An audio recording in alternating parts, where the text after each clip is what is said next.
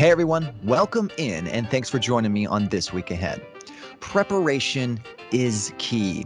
As your local government, we try to always prepare for the worst and strive for the very best. And oftentimes that works. Our fire department, for example, spends every day when they aren't on a call training to prepare for almost any scenario. Same thing with the Minot Police Department. We have a planning department that literally plans what the future footprint of our city could look like. We have engineers that plan on renewing infrastructure before it fails.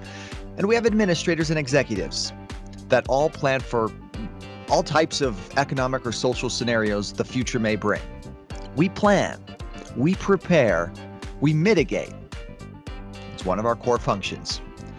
But there are times where things are out of our control, and no amount of planning can actually prepare us or you. It's the chaotic reality that we live in. The goal isn't to be able to avoid all disasters and circumstances, but to protect you and to protect your community from the worst of it. We're turning the calendar over to March this week ahead, and that means our turning of the season is coming. Spring. Personally, it's my favorite time of year in this neck of the woods, and it's right around the corner. While it's a refreshing restart after a winter, usually they're a little bit harsher than this one, spring does come with its own issues we should all prepare for. Spring flooding. Even 10 years after the 2011 flood, we side-eye that river when things start to melt. Water rising is always a concern for so many of us. Now as we sit here, there's no indication of any major flooding in our area, from the river anyways. This is just that time of year where we start to keep tabs on the Souris River. Rising and rushing river water is only one type of flooding that can actually happen though. Spring is also a time when runoff flooding can occur outside of the valley. It's why we have a street crew that spends time trying to steam frozen sewer drains to make sure that water can rush through after an overnight freezing. It's why we build stormwater sewers to begin with. It's also why flood insurance should not be out of the question, even if you're out of the valley. That's what I want to bring up this week ahead. 20% of flood insurance claims, according to FEMA, come from people with homes located outside of areas considered as high risk. And soon, more of us in Minot will be considered high risk by FEMA risk maps. FEMA is set to replace our old risk maps with new ones that will rate many, if not all people that were flooded in 2011 into a high-risk zone, which will mandate flood insurance if you have a federally backed mortgage. A change that we've been expecting for some time.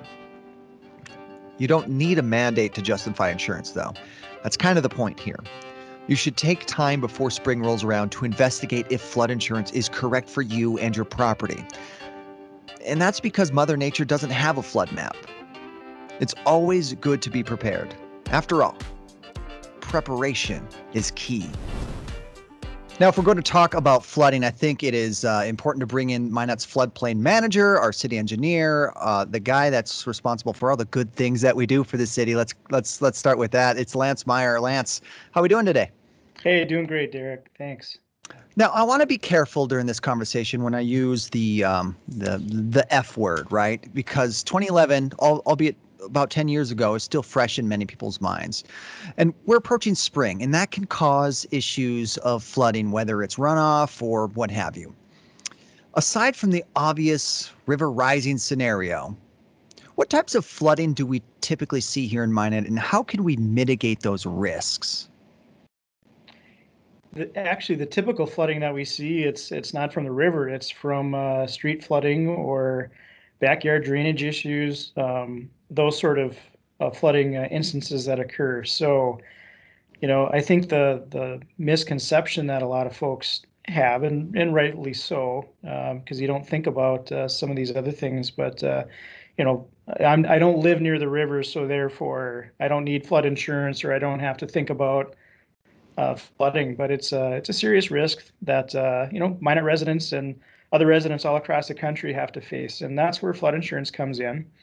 Flood insurance will cover you if there's like a storm sewer backup in the street. It requires one adjacent parcel to yours, and that includes the street. So if say, for instance, on your street, there's a catch basin nearby. The city might not get a really large storm, and the system can't handle it, and the street would flood, and that would damage your property somehow. If you have flood insurance, you're covered for that.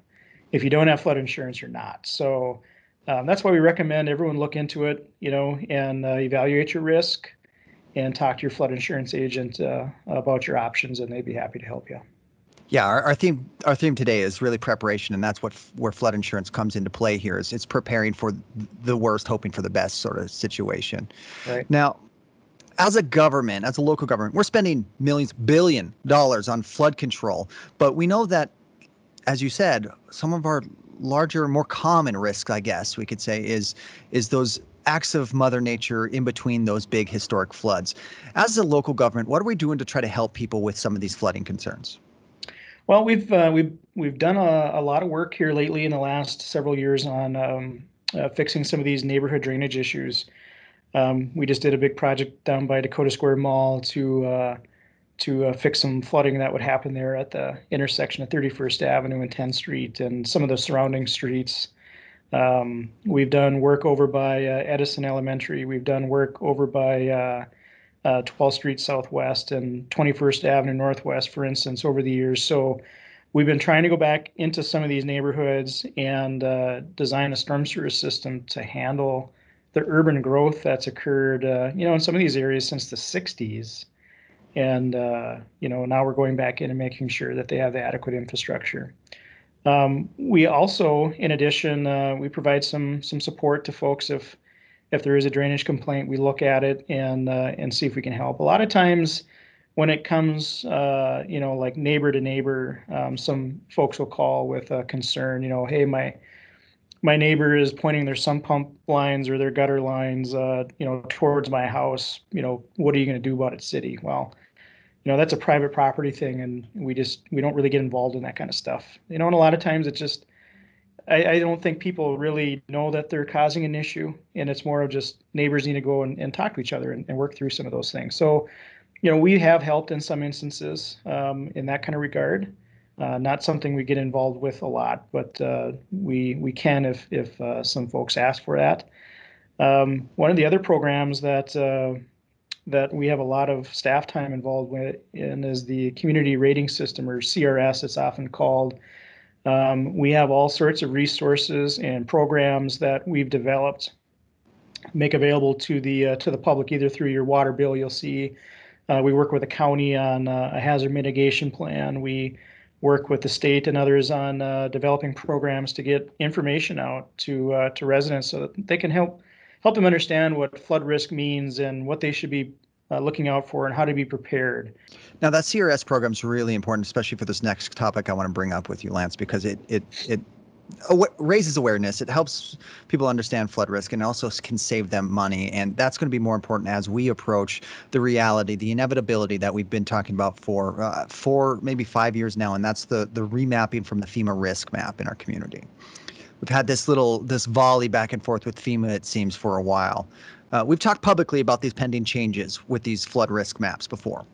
Of course, now those maps, for those unacquainted, those will determine who will be required to carry flood insurance. It will likely reclassify just about anybody that was in the flood. Correct me if I'm wrong here, Lance. At some point, like I said, it's been a back and forth over at least a year with FEMA to get those ratified. Where are we in the process of these changes, and when do you think we'll get a final look at what these maps look like, and when we can start essentially communicating out to our residents on when that insurance will need to be carried for their properties? I think the important thing to remember in this remapping effort that we're undertaking with FEMA is just because the maps aren't adopted yet doesn't mean the risk isn't there. Yeah. The maps are a tool that flood insurance agents use to rate your policy. They're also a tool that's used to help explain what your risk is. One thing we need to be careful of is trying to say that we don't need to worry about having flood insurance because I'm not currently in the 100-year floodplain according to this map. And that's just not true. We know that the map is changing, the floodplains are changing, um, and that map will be adopted at some point. Yeah, but we want to work with FEMA to make sure that we get the most accurate map possible. And that's why we had to submit an official appeal. Not that we're completely discounting the work that was done, but we feel there's a more accurate result that reflects the risk to our citizens, and we want to make sure that map is as accurate as possible. So we've submitted the appeal, and we're working through that. We don't have an official timeline at this point. I don't think the maps are going to change in 2021 just based on some of the timelines. That could change, but I guess from my seat, that's kind of what it looks like. It might be in 2022 or sometime later. So it just kind of depends on how that process goes with FEMA. So we don't have an exact timeline yet. I want to refocus on something that you already made mention, and it's really an important point. I'm really glad you started that way. Just because the maps aren't active doesn't mean the risk isn't there. These maps are essentially clerical communication points to say this is where the risk is from what the data we have, right? Right. So the more we talk about this with the citizens, especially those in the valley, but even outside the valley, when we're talking about springtime and potential runoff or any kind of inclement weather, there's that notion of the requirement is being focused on more than the risk itself. What do you think is the best way to get that across to people in our community, that this is about the potential for flooding, not necessarily from the river, but that too.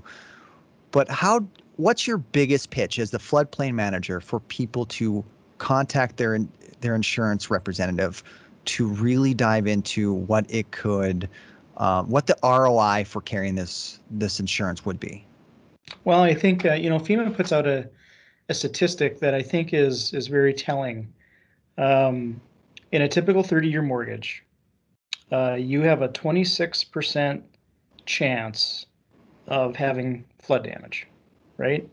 That's higher than the percentage of a house fire. It's one of the highest perils that exists in the insurance world, and that's why really only the government sells it through FEMA, through your insurance agent. So it's a common risk, and I think that's something that everyone should be aware of, regardless of if you live next to the river or not. We have 5 major tributaries or coulees that run through the city. Either right through it or in our extraterritorial zone. Like I mentioned earlier, it's spring melt time. If we have a freeze in the middle of the night and a catch basin ice up, and we have a quick melt the next day, you could have kind of a flash flood situation happen. I mean, these things happen in nature. It's just part of how the world works. So be prepared for it. Meanwhile, your team and the team at Public Works, in partnership with the SRJB, will continue to try to work on flood control, any kind of other infrastructure measures to kind of help mitigate these in the future. But Mother Nature doesn't have a flood map. She doesn't really care. She may decide to do something on her own volition. That's why it's important for you to check out your risk of your property. Anything Exactly. else we missed, Lance? No, I think that covers it, Derek. There's a lot of information there, and we just want to say again, we're a resource for the community. If you have questions about drainage or flooding, or you want to know your risk or information like that, we're certainly here to help. If you have specific flood insurance questions, call the experts. Call your flood insurance agents. They're the ones that deal with that type of work every day, and they'd be happy to help you as well. So and I think we as a team, with the insurance agents, city staff, and others in the community, we're here to help our citizens. We want to make sure that they understand that. All right. Thank you for your time today, Lance. Now, I'm going to make you do this a couple more times. I know in the very near future as we get into construction season as well. So you're not totally off the hook from me just yet. Yeah, we have a lot in store this summer, that's for sure. Yeah, and we're going to talk about that, but that's for further weeks ahead. All right, thanks once again. That's Lance Meyer, our city engineer, our floodplain manager, and the man with the plan. Appreciate him joining us on This Week Ahead. Here we are, another week, another success story towards a post-pandemic world. News broke this week that North Dakota has passed 200,000 doses of vaccinations administered. Over 16% of the state has had at least one dose, bringing us a step closer to known herd immunity and a step closer to the end of the pandemic that took so many American lives and way too many North Dakotans. First District is now offering the vaccine to anyone 65 years or older, and also to any person from 18 to 64 with 2 or more medical conditions. Tack on the fact that Johnson & Johnson vaccine is showing some promise with a single dose, and they may have about 20 million doses ready for distribution by the end of March. My point here is we're getting there. Little by little, step by step, shot by shot. We're just shy of 1 year since the first case was reported in North Dakota, right here in Minot. And we're close. We're so close. And this week ahead, we can all get just a little bit closer. Check with your physician. Check with First District about vaccines if you fall under any of those aforementioned categories. Stay tuned as we get a little bit closer and those vaccine tiers move ahead. And COVID-19 infections, the infection rate, and deaths we have seen, they continue to fall across the state and across our community. We still do plan to be a part of the tracing and detecting portion of the COVID-19 mitigation strategy as we get those vaccines that continue to roll out. We've set a schedule for the entire month of March now for rapid COVID-19 screening at Fire Station 1. To make this simple, it's unchanged from the previous 2 weeks. Here's a little reminder. Monday 8 to 2, Thursday 2 to 7, Saturday 10 to 2. We'll continue to monitor everyone's usage for the screening and we will adjust as needed. Remember, if you're feeling symptoms, isolate yourself, stay home until you can get tested. These rapid screening tests do not qualify for most international travel. Make sure you prepare beforehand if you plan on making any kind of traveling arrangements. Now, this week ahead, you get another dose of local government with a regular scheduled city council meeting on Monday evening. On tomorrow's agenda, you'll hear from Mayor Sean Sitma as he outlines his last 4 weeks or so in his monthly mayor's report. Lisa Clute from First District Health will present an update to City Council on how those vaccine tiers are going from her perspective and for First District. And Council will likely hire an architectural consultant to design and lead the reconstruction of a new City Hall building in downtown Minot. Take a peek at the full agenda for yourself. You can do that by visiting minotnd.org/agenda center. And if you're interested in watching the meeting unfold live, we will be live on all your favorite social media pages, plus Midco Channel 19. By the way, you can also expect another meeting this week ahead, and that's the Planning Commission's regular meeting. Tuesday night at 5:30, the Commission will have 12 items in front of them, 8 of which are public hearings. So if you've gotten any notification about any changes in your neighborhood, you can tune in. You could submit comments to the Commission using our comment portal on the city's website at minotnd.org, or you can just watch passively and see how your local government handles planning, commission, and planning changes. Most of the 8 hearings are localized, so you likely had a notification if it impacts you. They're conditional use permits or they're rezone hearings. But 2 of those instances of the 8 public hearings are city business, and that includes an amendment to the master plan to make way for a potential transfer facility at the landfill, an important step for a potential future of recycling. Another item on that agenda is what's called a text amendment. It's part of a proposed zoning ordinance change. We've talked about this before. 2 years of work from staff and the steering commission, or the steering committee for zoning ordinance. It's a monumental effort for everyone that was involved, and it's starting to come to reality for them. That meeting on Tuesday night will be live on Facebook, YouTube, and Midco Channel 19. Again, Tuesday at 5:30. Thanks once more for joining me on This Week Ahead. I want to take this minute to remind you to make sure you plug in and tune in and follow us on all your favorite social media pages for more content throughout the week. That's, of course, at City of Minot, just about everywhere. And, of course, if you have questions that you want us to address, either on social or here on This Week Ahead, send us those at any time. You just have to either email us at info@minotnd.org, use the subject title of mailbag, or you can just go to our question portal. That's minotnd.org/mailbag. And once more, go ahead, sign up for our other newsletter. It's the latest from us. It's a bi-weekly newsletter that gives you a little bit more journalistic stories and a look at what we're doing week to week for the City of Minot. You can sign up for that at minotnd.org/the-latest. And please, please, please, if you are listening to this on audio version, download, rate, and subscribe to us on all of your favorite podcast apps. We do have a podcast for this. It'd be great if you could just give that a little bit of support and try to drive up our numbers a little bit so more of your neighbors can get more of this information. That'll do it for me. I want to thank you once again for joining me on This Week Ahead, and enjoy This Week Ahead.